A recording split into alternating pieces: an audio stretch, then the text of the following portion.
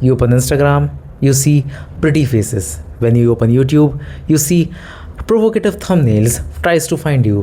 When you walk through any shopping mall, you see that half of the billboards are filled with handsome men and beautiful, attractive women. So, what does the world actually tries to sell you? And here's the uncomfortable truth that sex doesn't merely sells any product, but it wants your attention and it barters your time. Your brain is ancient, but the world around you is modern. And if you look up at the history, for hundreds and thousands of years, the basic necessities of a human being is to find food, get a shelter, having mate, have children, and avoid any kind of danger. But some of the most smartest and genius people find a loophole to earn money, and that is a human being tends to attract any sort of attractive thing if it sees, whether it's in a human form or an objective form.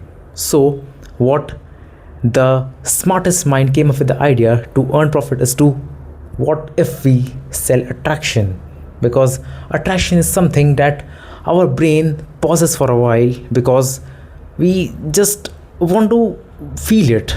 And when we took that pause, someone sitting some at other place earns money from that pause.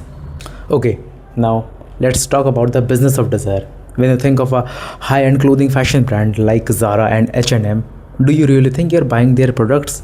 No, you are buying their confidence. When you wear any high-end perfume brand, you don't just pick a perfume and use it. You use the desirability around it. When you have a high status car like BMW and Mercedes, you just don't have those cars, but you have the status symbol around it. And this is called a genius marketing psychology to sell the products. Not the products, but the emotions attached to it. And you forgot to ask yourself the question, do I really need this product?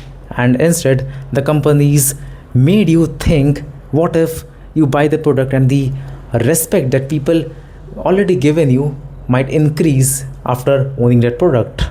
And after the arrival of social media, the whole game of attraction is changed and it converted into a billion-dollar economy.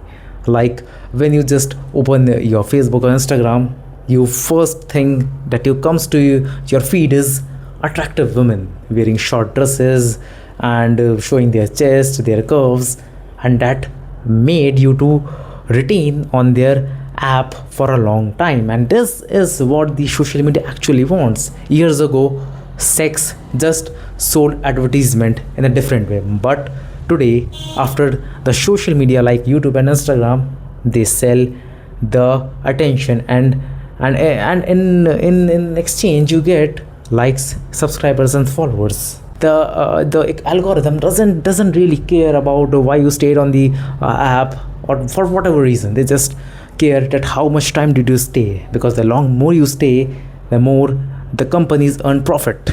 Now some of you might say that, bro, I don't get influenced by such kind of advertisement, but you really need to understand that the impact of any provocative advertisement doesn't happen all the time at that present moment only.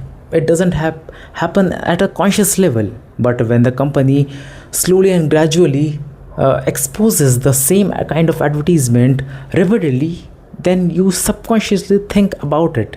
Your mind recognizes the face you have seen. You can remember the brand you have seen on billboards, on advertisements, on TV shows and mobile. And the games becomes interesting here. So what do you understand? The thing is that your free will, your so-called free will, your independency, it is not at all independent. It is influenced, it is shaped, it is manipulated by the system, by the companies, by the society, by the environment. Now, let's talk about the hidden cost you pay for it. When the attraction becomes the solely business, the competition becomes automatic.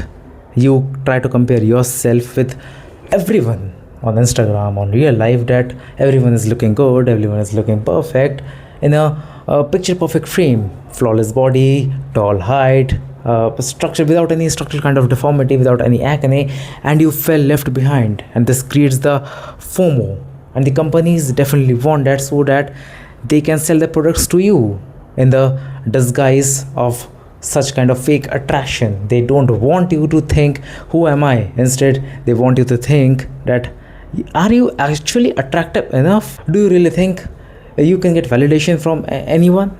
And this question leads to billion-dollar industries around the world. So, what is the conclusion of all this? It is that the actual product is not the clothes, not any kind of phone, not any kind of brand, but it is actually your attention, your time. And next time when you see such kind of advertisement, don't just ask why they are showing this to me. Instead of this, ask yourself, if they are showing this ad to me, and if I get any kind of emotionally attachment to it, that means I'm falling into a trap. And you need to be aware of that kind of thing. You need to focus all your attention to the thing what is necessary and what is not.